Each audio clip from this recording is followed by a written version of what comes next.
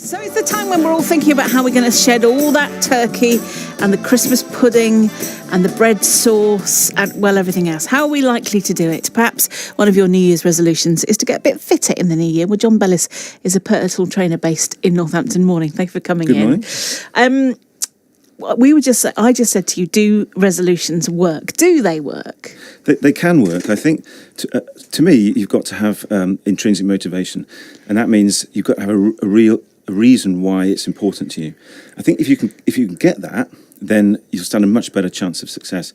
So I'll give you an example. When I was in my 20s, I was a big drinker and I was very unhealthy and overweight, and I got some health scares, and that spurred me into action. And then later on, a few years later, when my mother died, again of like heart disease, which is a sedentary thing, I decided that I was going to be fit and healthy. I didn't want to age and be unhealthy. So that was my motivation. And that fires me, drives me every day. If you can find some kind of motivation as well, something that really matters to you, you stand a much better chance of sticking to your resolution. Can you be fat and fit? You can, but there is an association with some metabolic diseases and body fat, and visceral fat in particular. So, for example, the more overweight you are, the more likely you are to have a fatty liver and a lot of visceral fat. And that affects the way your liver and your pancreas functions. What do you mean by visceral fat? Visceral fat is the fat around your organs, and there's also fat within your organs, so that the liver can get stuffed up with fat, and so can the pancreas. And both those organs are associated with blood sugar control. So if you do have a lot of visceral fat, it's quite likely you'll have poor blood sugar control. And therefore, you could say that you're not as fit as someone who has good blood sugar control. But you can reverse that. You can strip away the visceral fat and restore good blood sugar function and become fit. So you can be fit in terms of good heart health, good lung health, and so on. But metabolically, it may take you a while to strip the fat and return to good physiology. Does age matter when it comes to fitness? So as you age, you get a change in your hormonal environment, and that makes it tougher. There's no doubt that as you get older, it's tougher to stay fit. But that doesn't mean that you can't.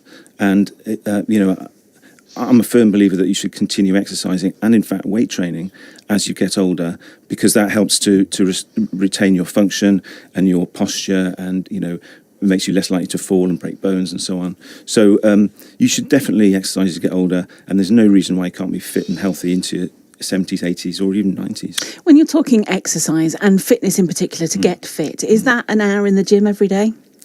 That's not everyone's cup of tea, right, going to the gym. So not everyone likes that. I'd say any exercise is better than no exercise. If you've been sedentary for a long time and you're overweight, perhaps, you've got to start gently. And probably the best form of exercise is to start walking. A brisk walk first thing in the morning on an empty stomach is a really good way to restore some of your physiology. And then over time, you can build up the duration and the speed, and get to the point where you can do something a bit more intense and more active. That's how I would start if you've been sedentary for a long time. Why on an empty stomach? So first thing in the morning, your body, all the food that you had the previous day is gone. So your blood sugar's right down, your insulin's right down, and all your hormones that are responsible for fat burning are right up. And so it's a good time. Your body's already in fat burning mode when you wake up. So it's a good time to do some exercise to sort of take advantage of your hormonal environment. I think one of the reasons why resolutions perhaps don't work for some people is they don't see immediate results. Because if you're anything like me, I'm like, yes, I'm going to lose weight this year, expect to lose 10 stone by next week. Yeah. How much effort do you have to put in? When should you start seeing some results for fitness? So you'll see a lot of advice in the media around sensible weight loss progress. And a quite an often quoted figure is £1 a week. And when you think about it like that, £1 a week, £52 a year, that's like 3.5 stone or something. And that's probably where you should set your expectations. So, if you're 4 stone overweight, you should expect to take a good 12 months to get where you want to be. Does it help to have somebody nagging you? Does it help to have somebody like you? I think for some people it does. I think going back to that intrinsic motivation, if you've got that, you probably don't need someone nagging you. But if you've got a tendency to tell yourself it's okay to skip the gym or it's okay to have the donut or whatever, then you probably need someone to whom you're accountable. That could be a personal trainer, could be friends and family. As long as there's someone that you don't want to let down, then you'll stand a much better chance. And let me just check with you. Having a gym membership is fine. You don't have to go, do you? The fact that the money's going out your bank account, you're bound to get fitter. Shedding pounds. See what I mean? No, don't worry about it. You're shedding the pounds for the gym membership. Oh, I see. Yes. Don't try to be funny, Helen. It doesn't work. So if people want to start that kind of thing, that kind of routine, is January the time to do it, or do we put too much expectation on ourselves if we do it? I do think it's a great time to do it because you've got the whole year ahead to set some goals and meet those goals. And a lot of people actually want to get fit for the summer.